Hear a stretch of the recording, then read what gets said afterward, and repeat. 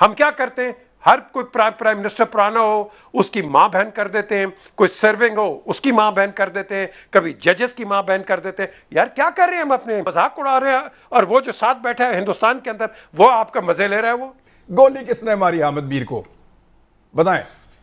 Raw तो इस वक्त तो यूएई और इसराइल जो है वो तो कारोबार की डील कर रहे हैं।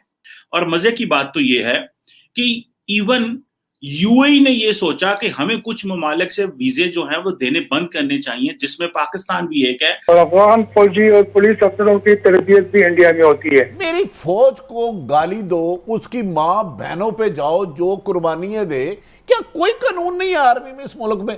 चलो हम तो कमजोर है, हमें नहीं इंसाफ मिलता, तो फिर कहाँ है मोहतरम? आप प्ले करोगे किसके हाथ में? हिंदुस्तान के हाथ में, जो आपको एक एक मौका, वो तो उसका टीवी एक मैंने देखा इंडिया का कि जी पाकिस्तान के अंदर जर्नलिस्ट ये हो गए, हमारे जर्नलिस्ट भी यही है कि मिल के काम करें। What nonsense are you talking about? No one, ये I agree with Bhatti sahab, no one can just come up और कहे कि आर्मी के खिलाफ बात करें। Unacceptable, totally unacceptable, and there is no question and no debate on it at the end of the day.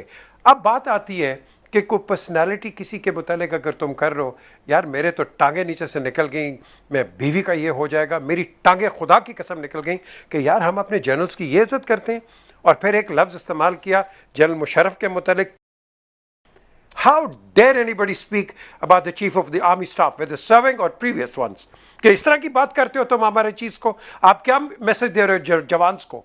आप क्या मैसेज दे रहे हो एक आर्म सोल्जर को कि ये हमारे चीफ ऑफ आर्मी स्टाफ की इज्जत है? It is unacceptable, totally unacceptable. This can not go on, and I am sorry to say some action has to be taken on this, because this can not continue like this. हम एक state हैं, there is a rule of law, there is a law, and that's the way it is. हम क्या करते हैं, हर कोई prime minister पुराना हो उसकी मां बहन कर देते हैं, कोई सर्विंग हो उसकी मां बहन कर देते हैं, कभी जजेस की मां बहन कर देते हैं। यार क्या कर रहे हैं हम अपने जो आपके जो डिस्टिंग्विश्ड जजेस हैं, फॉर्मर प्राइम मिनिस्टर्स हैं, करंट प्राइम मिनिस्टर्स हैं, what are we doing with this country? हम फ्री फॉर ऑल है यार, हम मजाक उड़ा रहे हैं, और वो जो साथ बैठा है हिंदुस्तान के अंदर वो आपका मजे ले रहा है। वो आपके मजे ले रहे हैं, और सोशल मीडिया पर हमारी बहन बजा रहा है। यार आज हामिद मीर को पूरे पाकिस्तान में कोई अखबार नहीं मिला कॉलम लिखने के लिए, पूरी दुनिया में कोई अखबार नहीं मिला। द प्रिंट में कॉलम लिखा, जो लगातार लिखता ही पाकिस्तान के खिलाफ है, रियासत और फौज के खिलाफ लिखता है, उसका रिकॉर्ड है कि वो फौज के खिलाफ लिखता है, तो सिर्फ इसी में कॉलम लिखना था। ये बड़े अफसोस की बात है। और मैं आपको एक चीज बताऊं, आज बता ही देता हूं, ये जो फायरिंग हुई थी, ये जिन के इन्होंने नाम लिए थे, ISI had no connection with it. मैं आपको इतनी तकड़ी बात बता रहा हूं कि मेरा ख्याल है किसी को पता नहीं है, या जिन जो कंसर्न है उनको पता है। ISI had no concern on it. एक मीटिंग में भट्टी साहब थे, एक मीटिंग में भट्टी साहब थे। अब आपको गोली मारी जी, मुझसे अब आपको भट्टी साहब बताते हैं किसने मारी। चले आप बताएं पहले, फिर भट्टी साहब भी बताएंगे आपको। गोली किसने मारी हामिद मीर को, बताएं। रॉ के लोग थे, रॉ कनेक्टेड टू बलूचिस्तान। जी भट्टी साहब, उन्होंने पीजे मीर साहब, मुझे ये बताएं, आप भी और मैं भी मार्शाल्लाह के हक में नहीं, लेकिन अब आज का ही मैं आपको मिसाल दे रहा हूं कि द प्रिंट को इस्तेमाल कर रहे हैं इस मकसद के लिए। और द प्रिंट आप जानते हैं क्या है और कहां से चलता है और उसका एजेंडा क्या है, और इसका इंडियन क्रॉनिकल से और श्रीवास्तव ग्रुप से क्या लिंक्स है। सर ये क्या चल रहा है? सात फोरम वाले जो हैं, अहसान हक्कानी साहब और उनके सारे साथी, वो सारे इस पे लिखते हैं द प्रिंट के ऊपर। चंद सहाफियों ने सड़क पे खड़े होके जो एक मुल्की अदारे के खिलाफ जो एक घटिया जबान इस्तेमाल की है और जिन अल्फाज का इंतखाब किया है, the law must take its course. I also feel very strongly कि I don't know why Pakistan army has not taken an action against them. जिस तरीके से उन्होंने वो एक डीप टर्म यूज की जो याया खान के दौर में यूज हुई थी, एंड देन ही सेज कि उसका रिश्ता चीफ ऑफ आर्मी स्टाफ से होता है, और मैं बहुत ही और कुछ बताऊंगा। The person must be held accountable. इस पे कोई गुंजाइश नहीं होगी। ये सेडिशन है, क्लियर है, इट डिमोरलाइजेज सिपाही से लेके अफसर्स तक जो इस वक्त बॉर्डर पे बैठे हैं। It's a very demoralising statement और रवैया जो हामिद मीर और इन्होंने इख्तियार किया है, इसकी अकाउंटेबिलिटी होनी चाहिए। और जो आप बात कर रहे हैं पीडीएम का, आप इनके रवैये देखें, किसी शहीद पुलिस वाले के घर ये आपको नजर नहीं आए, किसी महाज पर ये आपको सोल्जर्स की हौसला अफजाई करते हुए नजर नहीं आए, किसी फ्रंटियर कांस्टेबलरी या फौजी शहीद के घर पे ये आपको जाके सर ये आए तो हैं एक महाज पे अपने फौजी की हौसला अफजाई। तो इस वक्त तो यूएई और इसराइल जो है वो तो कारोबार की डील कर रहे हैं। इस वक्त अगर आप देखें तो जो अरमानी होटल है, जो कि इस वक्त दुनिया की सबसे बड़ी स्काई स्क्रैपर जो दुबई में है, बुर्ज खलीफा, वहां पे वो जो है वो डायलॉग कर रहे हैं और बिजनेस कर रहे हैं। तो क्या इंटरनेशनल कम्युनिटी में जो मुसलमान दुनिया है, मुसलमानों को नहीं पता कि मुसलमान एक तरफ जो है वो मारे जा रहे हैं, दूसरी तरफ इसराइल के साथ जो यूएई डील कर रहा है और वहां पे जो है वो ग्रीटिंग्स एक्सचेंज हो रही हैं। वो जो इसराइली है वो हेब्रो में कह रहे हैं शलोम, और जो अरबी है यूएई वाले हैं वो सलाम कर रहे हैं उनको। तो और बात हो रही है कि टूरिज्म को कैसे प्रमोट करना है, और अभी तो इस बात को 10 दिन भी नहीं हुए। 10 दिन पहले सीजफायर हुआ है, टूरिज्म हो रही है, जॉब्स के ऊपर बात हो रही है, टेक्नोलॉजी को कैसे शेयर करना है, और दोनों ममालिक की जो ट्रेड है वो $350 मिलियन क्रॉस कर चुकी है।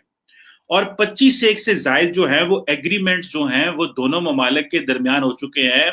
15 सेक्टर्स में ये एग्रीमेंट हो चुके हैं। ये यूएई ऐसे क्यों कर रहा है? ये बहुत क्लासिकल एग्जाम्पल है व्यूअर्स हमारे समझने की कि किस तरह आपने कारोबार को अलहदा रखा, बिजनेस को अलहदा रखा है आपने एक कॉन्फ्लिक्ट से।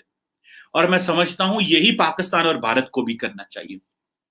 पूरी मुस्लिम उम्मा जब बात कर रही थी कि जनाब मुसलमानों का जो खून बड़ा सस्ता है, और जो यूएई ने तो इस चीज को परवाह नहीं की। उन्होंने कहा भाई ये एक पुराना डिस्प्यूट है, इसमें बहुत सारी जानें जा चुकी हैं, अरब वर्ल्ड ने अपना जो करना था कर लिया, इसराइलियों ने अपना कर लिया, अब हमें क्या करना है?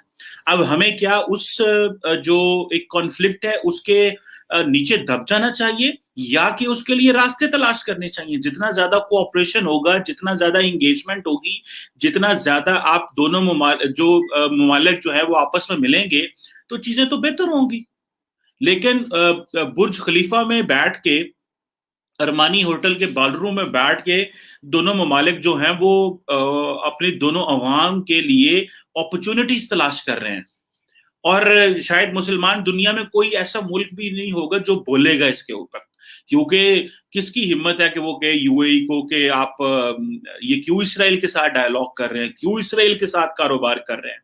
और मजे की बात तो ये है कि इवन यूएई ने ये सोचा कि हमें कुछ ममालिक से वीजे जो हैं वो देने बंद करने चाहिए, जिसमें पाकिस्तान भी एक है, कि शायद कोई पाकिस्तान से या कोई और मुस्लिम ममालिक से कोई ऐसा बंदा यहाँ पे ना आ जाए जो यूएई पे कोई हमला करने की कोशिश करे, या ये कहे कि आपने इसराइल के साथ ताल्लुकात क्यों बनाए हैं। और उन्होंने जो ऊपर कवर डाला वो कोरोना का डाला जी, कोविड की वजह से हम जो है ये वीजे पाकिस्तानियों को और बाकियों को ममालिक को बंद कर रहे हैं, ताकि ये जो ताल्लुकात बढ़ रहे हैं इससे कोई इस तरह की ट्रैवलिंग ना हो। भारत का रोल कितना बढ़ सकता है वहां पर अमेरिकी इनखला के बाद?